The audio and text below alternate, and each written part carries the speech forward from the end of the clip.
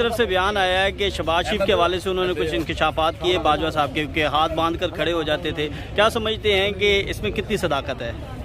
देखें जी, जो शहबाज शरीफ साहब की सबसे बड़ी खूबी कही जाती है, जो मशहूर है उनके बारे में, वो तो यही है कि वो बूथ पॉलिश अच्छी करते हैं। तो जो मित्रा साहब का इंटरव्यू है, जो बाजवा साहब का, वो उसी को कंफर्म करता है, उसमें कौन सा कोई नई बात है।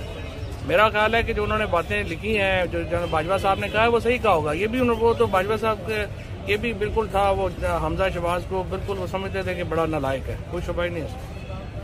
अच्छा, ये बताइएगा कि कल सिराजुल हक साहब ने कहा है कि फवाद चौधरी साहब 5 मरतबा जो है वो अमेरिकी सफीर से मिले साइफर के बाद, और हमने इनसे कॉपी मांगी, इन्होंने हमें कॉपी नहीं दी हमायत के लिए। नहीं, 5 दफ़ा नहीं मिला, मैं 7 दफ़ा मिला।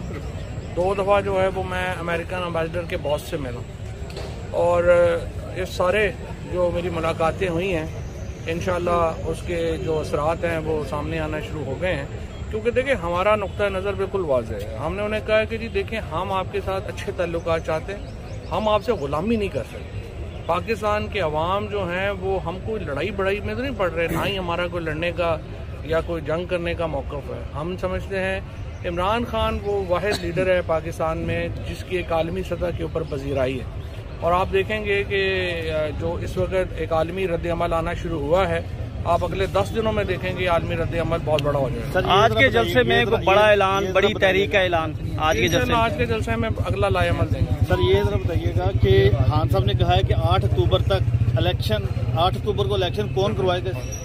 जी है 8 अक्टूबर को भी इलेक्शन ना हुए तो उसकी गारंटी कौन देगा? तो खान साहब किससे गारंटी मांग रहे हैं? क्या अगर आप कोई बड़ा गारंटी दे दे तो? गारंटी नहीं, 8 अक्टूबर उन्होंने कहा कि एक दफा आइन टूट जाए तो फिर क्या गारंटी है कि वो अपना बाकी चीजें जो है रहेंगी। जाहिर आइन टूट गया, अगर इलेक्शन 30 अप्रैल को नहीं होता, आपसे कुछ देर पहले दरख्वास्त फाइल होगी, आज दरख्वास्त फाइल होगी है, नंबर भी लग गया है, और अब हम उम्मीद करते हैं चीफ जस्टिस साहब इसके ऊपर जल्द से जल्द सुनवाई करें। Thank you sir.